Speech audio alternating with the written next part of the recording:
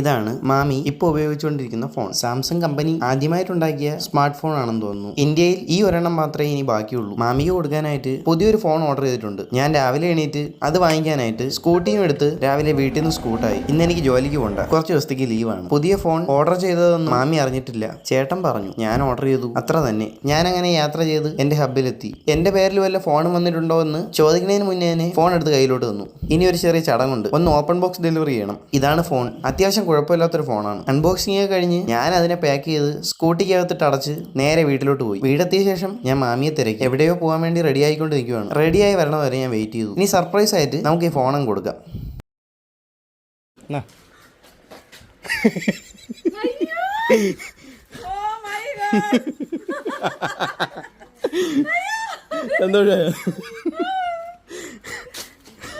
Surprise ആയിട്ട് phone കിട്ടിയപ്പോഴേക്കും മാമിക്ക് ഒരുപാട് സന്തോഷമായി.